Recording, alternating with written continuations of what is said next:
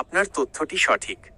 2026 সালের জানুয়ারি মাসে যুক্তরাষ্ট্র সরকার বাংলাদেশ সহ বিশ্বের 75টি দেশের নাগরিকদের জন্য অভিবাসী ভিসা, ইমিগ্র্যান্ট ভিসা ইস্যু করার ক্ষেত্রে একটি সাময়িক স্থগিতাদেশ জারি করেছে। এই সিদ্ধান্তের প্রধান দিকগুলো নিচে তুলে ধরা হলো। স্থগিতাদেশের মূল বিষয়।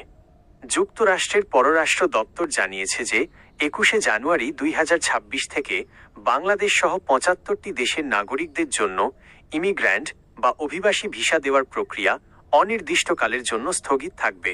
ট্রাম্প প্রশাসনের এই সিদ্ধান্তের পেছনে মূল কারণ হিসাবে ইমিগ্রেশন পদ্ধতি পুনর্মূল্যায়ন এবং পাবলিক চার্জ, যারা ভবিষ্যতে মার্কিন সরকারের জনকল্যাণমূলক সুবিধার ওপর নির্ভরশীল হতে পারেন সংক্রান্ত বিষয়গুলো উল্লেখ করা হয়েছে।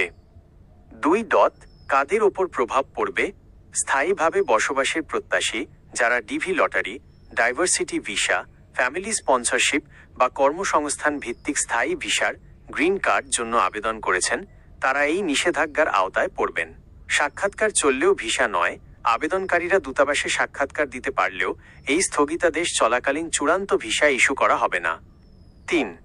যারা এই তালিকার বাইরে। সুখবর, এই নিষেধাজ্ঞা মূলত অভিবাসী ইমিগ্র্যান্ট ভিসার জন্য। নিচের ক্যাটাগরিগুলো সাধারণত এর বাইরে থাকছে: অভিবাসী ভিসা, নন ইমিগ্র্যান্ট ভিসা, ভ্রমণ বা tourist visa, B1, B2, student visa, F1, F2 এবং বিজনেস ভিসা এই স্থগিতাদেশের আওতায় পড়বে না।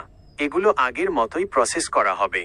ভিসা বন্ড, তবে ট্যুরিস্ট ভিসার ক্ষেত্রে বাংলাদেশিদের জন্য নতুন নিয়ম অনুযায়ী $15,000 পর্যন্ত ভিসা বন্ড বা জামানত জমা দেওয়ার বিধান রাখা হয়েছে। 4. বর্তমান পরিস্থিতি। বাংলাদেশ সরকার এবং পররাষ্ট্র মন্ত্রণালয় এই বিষয়টি নিয়ে মার্কিন প্রশাসনের সাথে আলোচনার চেষ্টা করছে, যাতে দ্রুত এই সংকট সমাধান করা যায়। এটি একটি বৈশ্বিক নীতি পরিবর্তনের অংশ, তাই শুধুমাত্র বাংলাদেশকে লক্ষ্য করে এটি করা হয়নি। আপনি কি নির্দিষ্ট কোনো ভিসা ক্যাটাগরি সম্পর্কে জানতে চাচ্ছেন? চাইলে আমি আপনাকে বর্তমানের এই ভিসা বন্ড বা বিকল্প উপায়গুলো নিয়ে আরও বিস্তারিত তথ্য দিতে পারি।